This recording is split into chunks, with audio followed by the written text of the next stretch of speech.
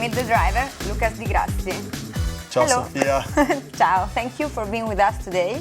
Thank you very much. So I want to ask you how your passion for speed started. I'm Brazilian, I was born in Brazil. When I was very young, Ayrton Senna died. And I was 8, 9 years old. And that kind of sparked my understanding of how much people cared about motorsport. I said, why not try to be a professional in this thing? I mean, his impact was so vast. Kind of changed my mind in relation to what I wanted to become as a professional driver.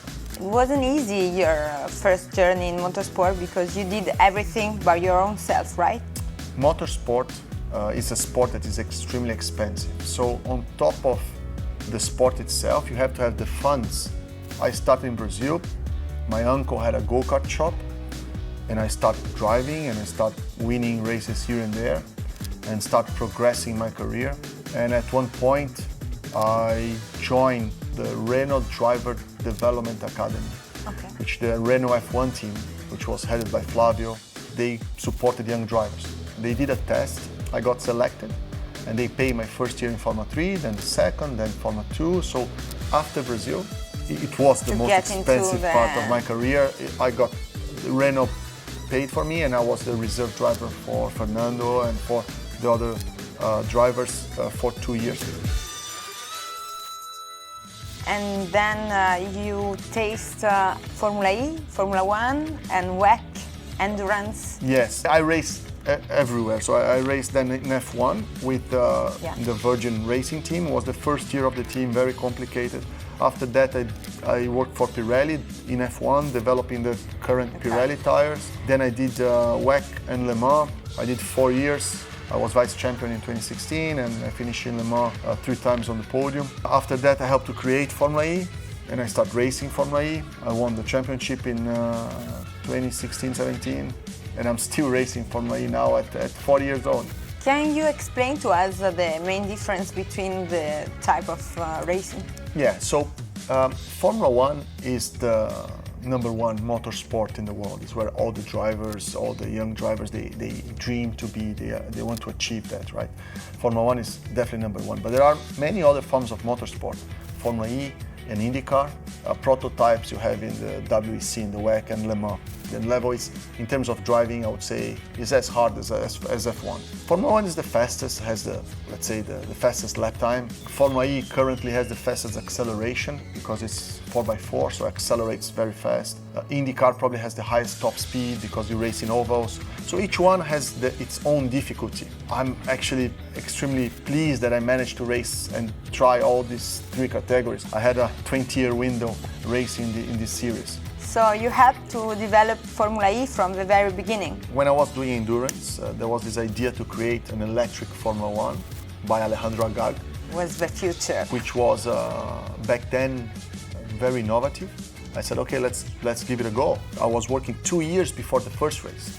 And funny enough, I won the first race, but I won it in a dramatic form. Really? Yeah, because I was running third, and in the last corner of the last lap, Nick Heidfeld and Nicolas Prost, the son of Alan Prost, they crashed by chance. So I was like, it's almost like destiny, right? Yeah, I was super happy, and then I won the first race. Lucas Di Grassi is going to take victory in the FIA Formula E race here in Beijing. So we can say that Formula E is somehow part of you?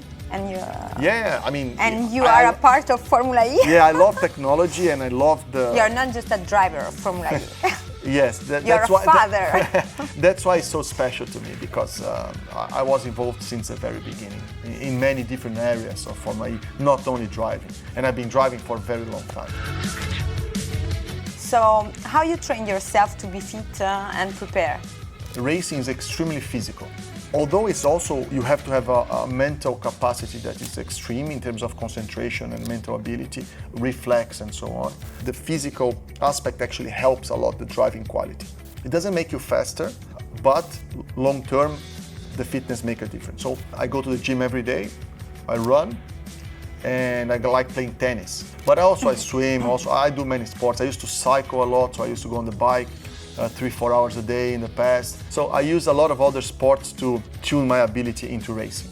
And mentally? Mentally, I think most of the mental work is we do it on the simulators.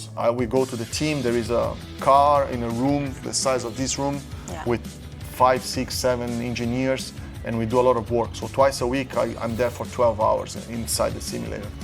And you pre-visualize the circuit or not? When you have a race? In Formula E we race, all the races are like Monaco.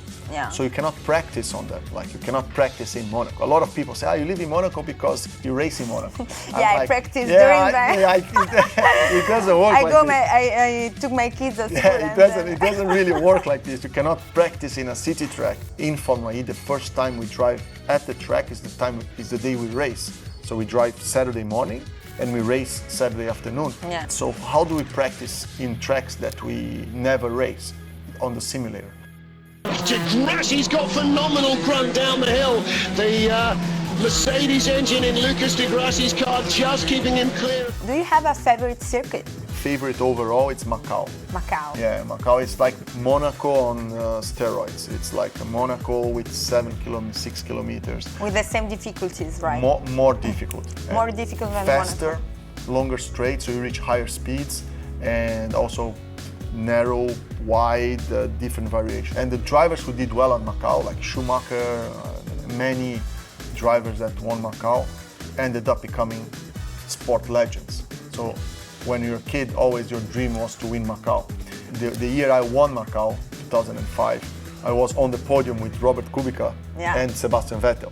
It's a nice picture. souvenir. Yeah, it's a great picture, right? The two guys that I raced all my career and that I have huge respect for. Can you please show us your helmet? Yes. So you told me that it's a special one, right? Yeah, so this is my race helmet, special for Monaco. So I did this for this year Formula E race because and it's very gold. I put the Monaco flag and I did it a bit the glamour.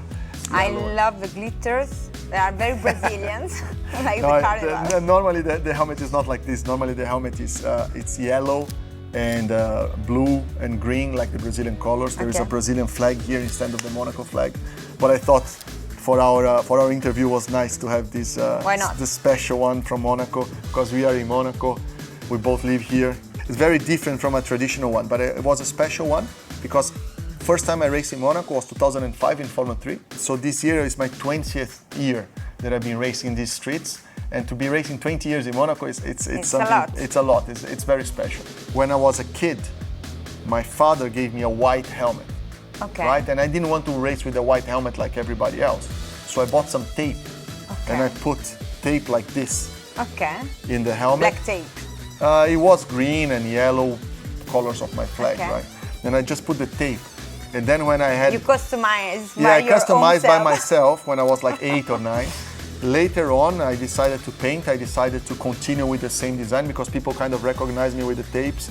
And then it stayed for now. So you are the guy with the tape. 30 years. It's a special one, yeah. But in special races, I do a special... It's nice to do this type of variations of it, yeah. Nice. Thank you so much for being with us and see you on the next episode on Meet the Driver.